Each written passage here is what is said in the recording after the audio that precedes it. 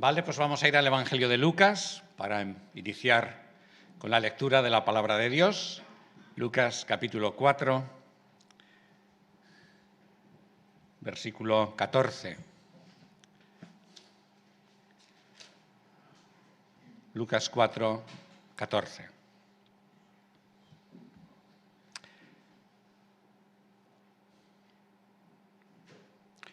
Jesús regresó a Galilea en el poder del Espíritu, y se extendió su fama por toda la comarca. Y él enseñaba en las sinagogas de ellos, siendo alabado por todos. Versículo 31.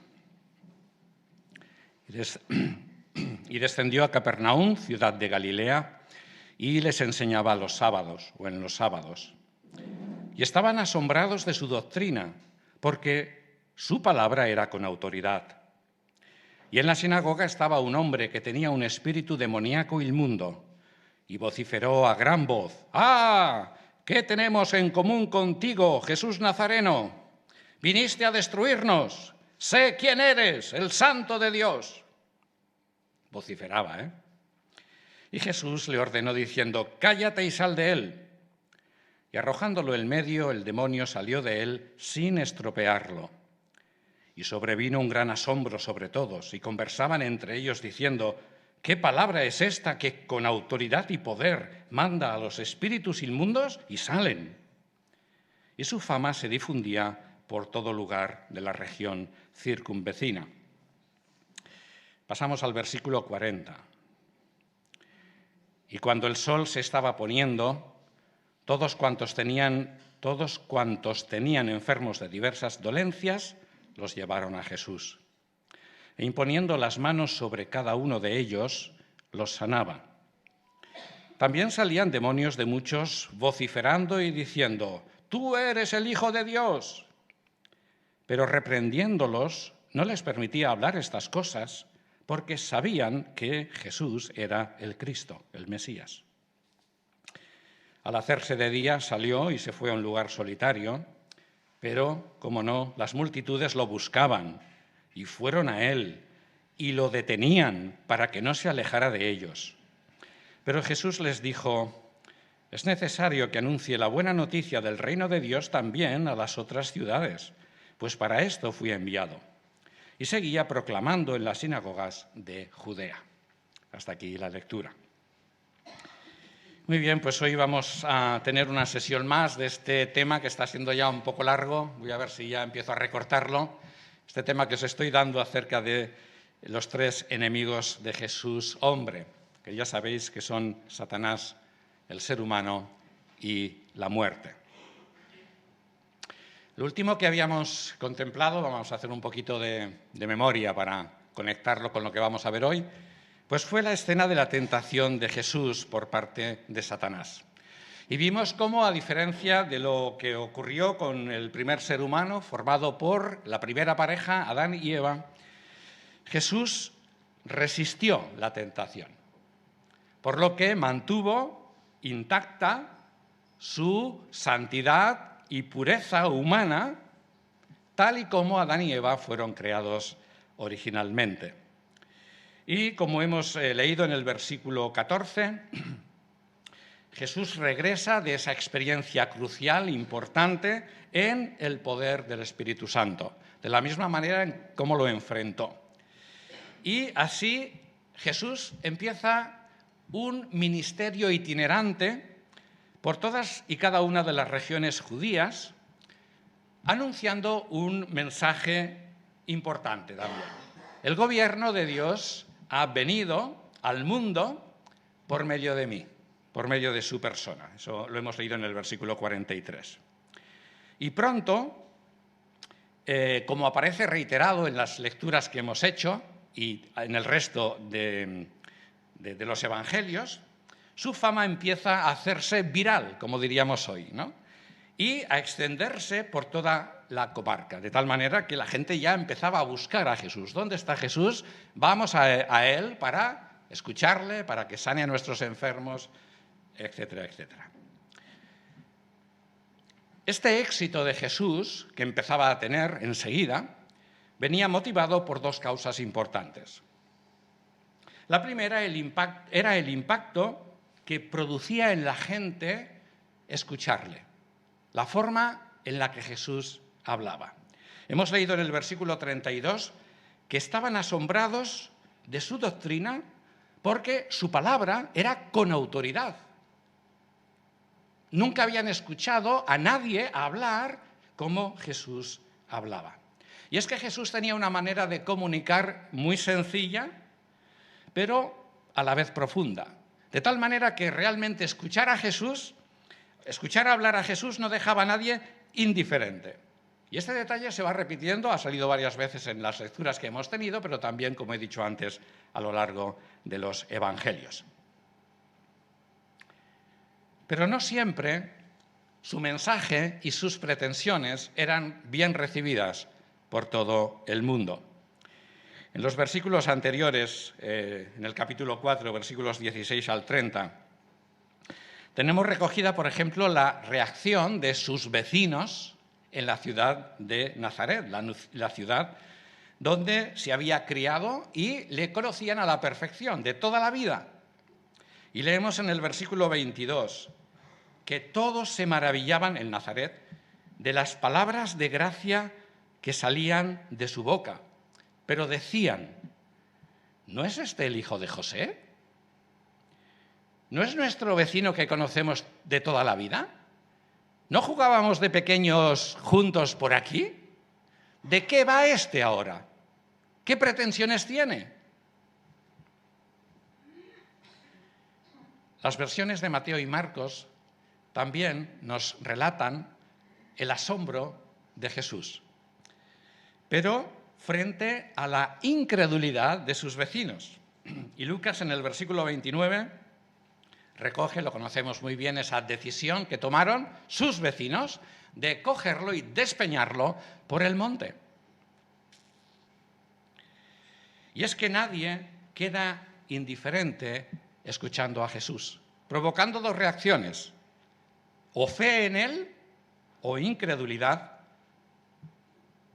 de odio, que incluso, pues, ya sabéis que mucha gente persigue a los cristianos hoy en día, ¿no? Esa es la tónica: o fe o incredulidad, y a veces violencia contra todo lo que suene a cristiano. Muy bien, esa era una primera causa. Una segunda causa de su fama era no solamente lo que Jesús hablaba, sino también lo que Jesús hacía. Hemos leído en el versículo 40 que sanaba a todos los enfermos que le llevaban y que también tenía autoridad sobre el mundo espiritual. Y hemos leído en el versículo 36 este asombro de la gente que decía: ¿qué palabra es esta que con autoridad y poder manda a los espíritus inmundos? Y salen. ¿Salen de dónde? Salen de aquellas personas que, como en el caso del versículo 33, habían acudido a la sinagoga de la ciudad de Capernaum, donde estaba Jesús en ese momento, estaba en Capernaum, y habían sido poseídas por espíritus malignos demoníacos. No se nos dice la razón del por qué estaban esta gente así, ¿no? Pero ya lo dijimos en una sesión anterior, creo que fue la segunda, que todas estas personas que tenían estos problemas habrían tenido algún tipo de relación previa con el ocultismo, puesto que los seres espirituales malignos no pueden tomar posesión de una persona humana por propia iniciativa. Pero lo que vamos a ver hoy tiene que ver precisamente con esta controversia importante que empezó a plantearse a raíz de todo lo que Jesús comenzó a hacer y a decir. Porque nosotros, recordad que en esta serie os estoy invitando a ser espectadores, ¿no? Imparciales, ¿no? Esto es un poco difícil, pero bueno, imparciales de todas estas escenas que estamos viendo a lo largo de esta serie y vemos en los evangelios, ¿no? Y quien nosotros tenemos delante y lo que la gente podía ver entonces, es a una persona humana, un judío de aquel tiempo, de unos 30 años de edad. Si fuéramos de la ciudad de Nazaret, diríamos, este es el hijo del carpintero. Lo conocemos de toda la vida, ¿verdad? Y lo único que ahora están viendo, en todo lo que dice y hace, una autoridad y un poder en él que nadie más ha tenido en la historia de la humanidad. Nunca. Y por lo tanto, la pregunta que todos, cercanos y lejanos, se hacían era, ¿quién es este hombre? ¿Quién es este hombre? Porque tenemos delante de nosotros a un hombre de carne y hueso. Así que hoy vamos a ver algo de su identidad, pero no olvidando este detalle importante, que tenemos delante de nosotros al hombre Jesús bien identificado de la ciudad de Nazaret. Y lo primero que vamos a ver es el testimonio que viene del mundo espiritual, de esa dimensión desconocida para nosotros, ¿no? Las regiones celestes, el mundo espiritual, que está aquí, lo único que no lo vemos, ¿vale? Es otra forma de vida, inteligente, etcétera, paralela a la nuestra, pero totalmente desconocida para nosotros. Y empezaremos recordando el testimonio más importante, obviamente, que es el que ya vimos en la sesión precedente y que tenemos recogido en el capítulo 3 y versículo 22 de Lucas, que es el testimonio de Dios mismo, ¿vale? Y de ese mundo espiritual desconocido, donde vive Dios y hoy los seres espirituales, oímos decir, este hombre es mi hijo, el amado por mí, en él me complazco. Vaya testimonio, ¿no? Así que Yahvé, el Dios de la historia de la nación de Israel, se presenta en su faceta de Padre celestial, ¿de quién? De este hombre, Jesús de Nazaret. Testimonio importante. Muy bien. También, del mundo espiritual, tenemos recogida la manera en la que Satanás trataba a Jesús. Y lo vimos especialmente en la sesión precedente, en el momento de las tentaciones, ¿no? ¿Qué decía Satanás a Jesús? Ya que eres hijo de Dios, yo sé que lo eres. No le cuestionaba que no lo era. Di que esta piedra se convierta en pan, según la versión de Lucas, o échate del pináculo del templo abajo. Precisamente Satanás apelaba a la realidad de que este hombre Jesús efectivamente era el Hijo de Dios y por lo tanto contaba con el privilegio y sus consecuencias, este privilegio y sus consecuencias que nadie más, como he dicho antes, ostentaba o ha ostentado jamás en la humanidad.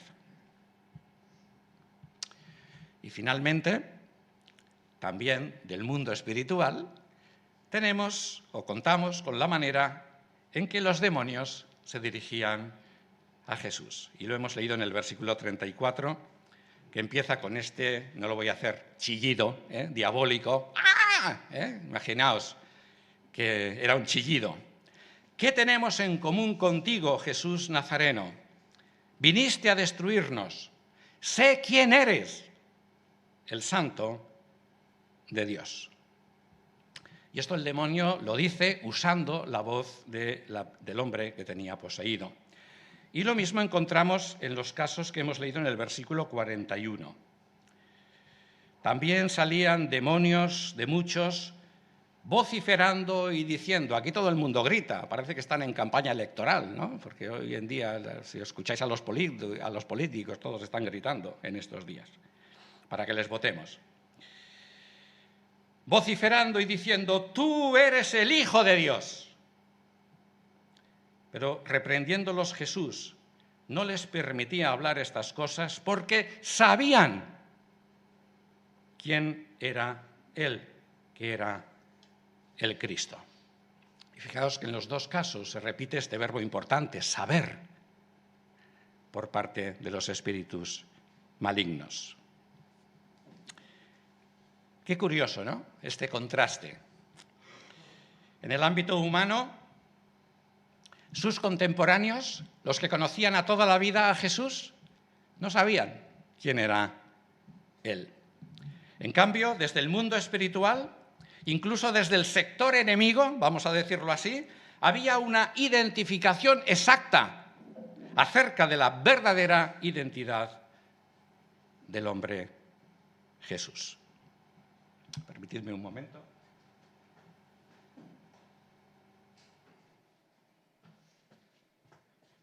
Vale. Eres Jesús, de la ciudad de Nazaret. Fijaos, es muy importante este testimonio porque el demonio identifica claramente a Jesús en su faceta humana. Sé quién eres, el Santo de Dios.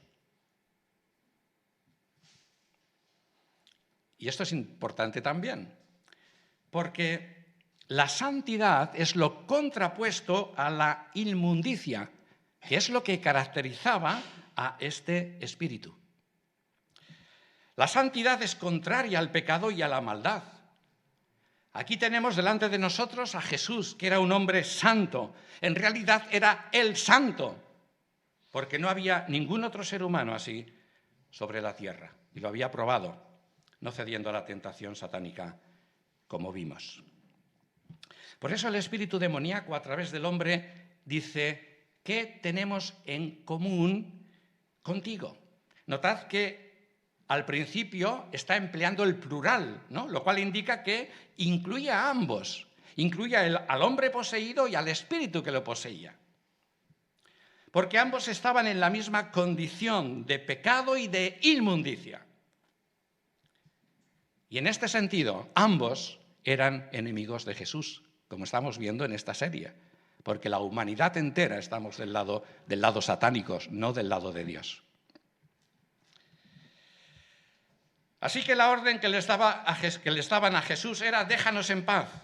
No tenemos nada en común contigo, Jesús. ¿Quieres destruirnos a los dos? Esta es la orden que daba el espíritu demoníaco a Jesús. Y el detalle de que el hombre estaba implicado en este argumento lo sabemos por el dato de que a la orden, en este caso de Jesús, de que saliera de él, convulsionando, dice Marcos, Lucas dice que salió sin estropearlo al hombre, sin estropearlo, lo cual indica una diferencia de trato que Jesús hace entre Satanás y sus ángeles y los seres humanos. Y esto lo matizaremos en otra sesión. Y los demonios que aparecen en el versículo 41 también sabían quién era el hombre Jesús, de forma clara y contundente. Tú eres el Hijo de Dios, tú eres el Mesías, el enviado de Dios. Y si siguiéramos nuestra investigación, también descubriríamos, por ejemplo, en el mismo Evangelio de Lucas, capítulo 8, como en otro momento en el que el Señor también sacó demonios de personas, pues los demonios se dirigían a Jesús como Hijo del Altísimo. ¿Qué testimonio más completo tenemos del mundo espiritual? ¿Qué contraste, como decíamos antes, con el mundo físico, donde una y otra vez se cuestiona la identidad del hombre Jesús? Sin embargo, notamos algo curioso, y es que Jesús no permite que seres malignos espirituales revelen su identidad. Porque esta revelación de la identidad de Jesús, ¿sabéis a quién corresponde hacerla?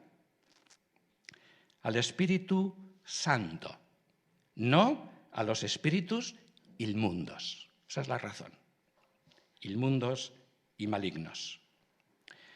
Es imposible llegar a Dios a través de prácticas ocultistas.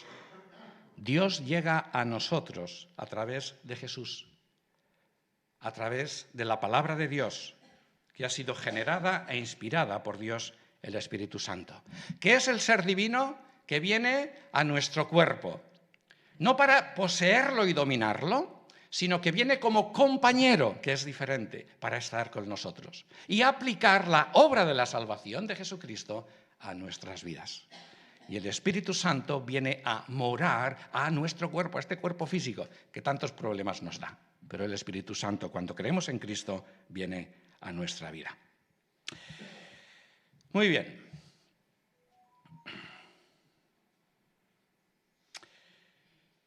Vamos a dar un paso más acerca de nuestra investigación de la identidad de este hombre que tenemos delante de nosotros, Jesús de Nazaret.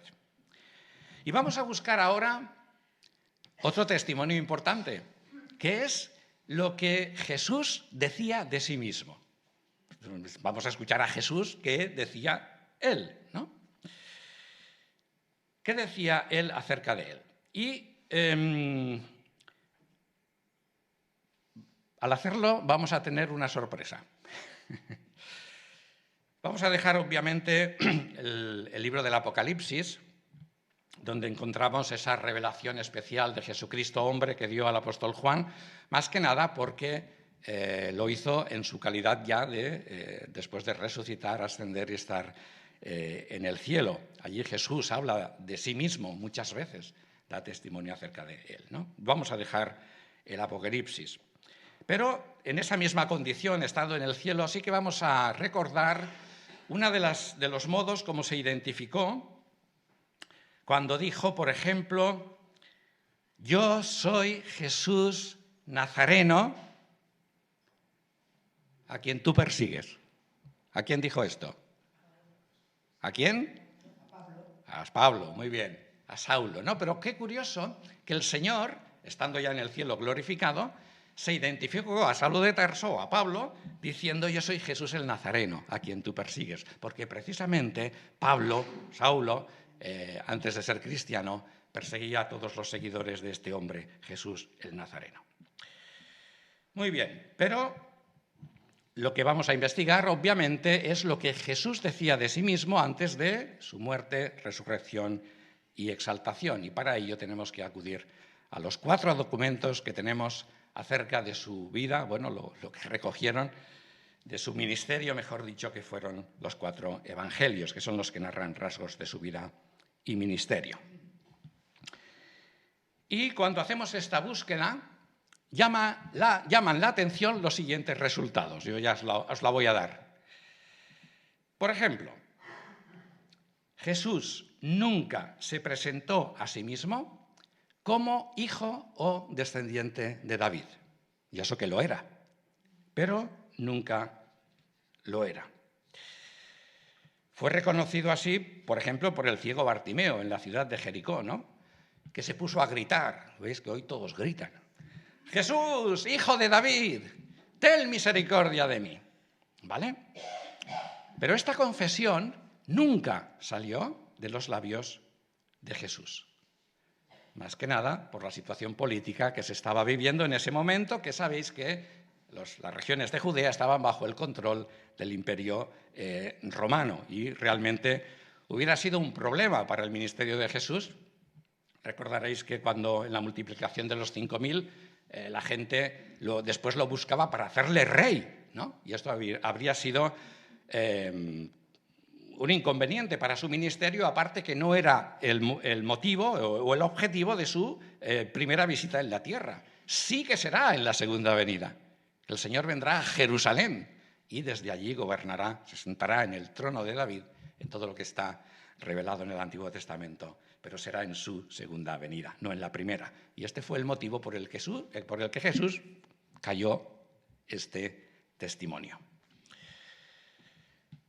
Otro de los detalles sorprendentes es que en los 4 evangelios encontramos muy pocas referencias de Jesús sobre sí mismo. Estamos buscando lo que Jesús confesaba sobre sí mismo, ¿no? Pues muy pocas referencias a que él era el Cristo, el Mesías, esperado por el pueblo judío. Realmente en los 4 evangelios solamente aparecen 4 veces, aunque específicamente son 3. Vaya. Lo mismo sucede con la frase Hijo de Dios. Esta frase la encontramos mencionada por él casi exclusivamente en el Evangelio de Juan. Hay 4 menciones directas de Jesús y 2 indirectas, y solo una mención en Marcos. No sé si os sorprenden estos datos. Ahora aquí viene uno que nos gustará. Después tendríamos los famosos yo soy del Evangelio de Juan, ¿no? Donde Jesús se identifica contundentemente, nadie puede decir lo contrario, con Yahvé. Estas son las que nos gusta restregar a los testigos de Jehová, ¿verdad? Hay 7 menciones en el Evangelio de Juan. Y por último tenemos, por así decirlo, la traca final, la gran sorpresa, la sorpresa mayúscula que nadie espera. La manera preferida que Jesús tenía para identificarse a sí mismo delante de la gente. Y la encontramos recogida en los 4 evangelios un total de 82 veces. 82 veces. Y que solo la encontramos mencionada en la boca de Jesús, salvo alguna excepción que la gente se preguntaba ¿no? en respuesta a lo que Jesús decía. Pero era él el que decía esto. ¿Alguien recuerda cuál es esta forma? Esa fórmula que el Señor empleaba. El Hijo del Hombre. Muy bien. El Hijo del Hombre. 82 veces, frente a las otras pocas que hemos visto de otros títulos, ¿no? El Hijo del Hombre. Y aquí entramos en un terreno controvertido, porque hemos de descubrir qué quería transmitir Jesús mismo con esta frase sobre su identidad, ¿no? Porque es lo que estamos investigando, ¿no? Y, como digo, para sorpresa nuestra, esta era la manera habitual que tenía Jesús de referirse a sí mismo, ¿no? Y además lo hacía en tercera persona, hablaba del Hijo del Hombre. Y es obvio que era totalmente intencional. ¿Por qué? Se repite 82 veces. Cuando buscamos información acerca de esta frase, sobre todo, ¿no? Pues vamos a los comentarios bíblicos y personas especializadas en estos temas, nos encontramos con 2 reacciones o 2 menciones características de todos ellos, ¿no?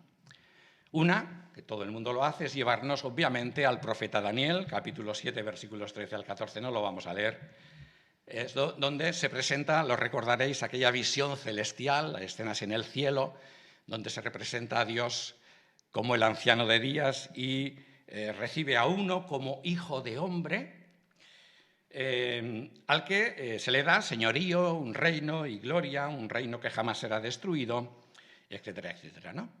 Y es cierto que algunas de las menciones que hace Jesús en estas 82 veces de la palabra hijo del hombre tienen que ver con esta visión de Daniel, obviamente, ¿no? Pero en Daniel aparece creo que 2 veces, 2 o 3 veces, no aparece más, ¿no? Sin embargo, la explicación de los comentaristas no hace justicia a todas las demás alusiones, ¿no?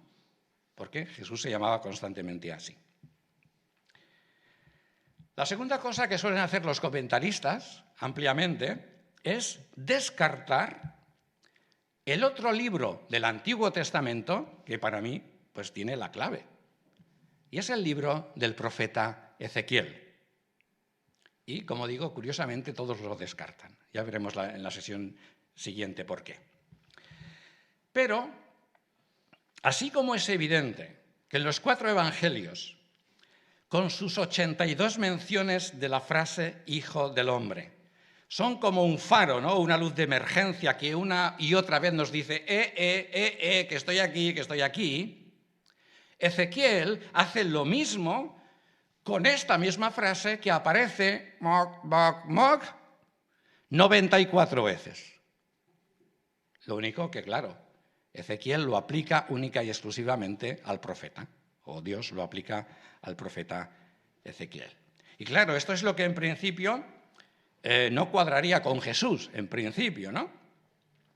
Pero resulta que sí. se pueden y se deben aplicar a Jesús. Por otra frase que se repite en el libro del profeta Ezequiel 2 veces, pero que la veremos el domingo que viene. Pero los comentaristas hacen otro olvido. Olvidan otra frase que también aparece en el libro del profeta Ezequiel y que está identificada esta frase justamente con la identidad de Yahvé. Y esta frase aparece en el libro del profeta Ezequiel un total de 81 veces. 81, 82, 81 veces. ¿Qué frase es? Y sabrán que yo soy Yahvé. ¿Qué te parece? Y sabrán que yo soy Yahvé. Todos sabrán la identidad del Dios de Israel. Curiosa frase. ¿Quién es Yahvé? ¿Quién es este? ¿Quién es Jesús? El profeta Ezequiel tiene una clave para esto, pero lo veremos el domingo que viene. Y si no puedes esperar al domingo que viene, pues durante toda esta semana repasas Ezequiel, ¿vale? Y a ver qué te parece. El domingo que viene lo contrastamos. Vamos a pasar al tiempo de la Cena del Señor.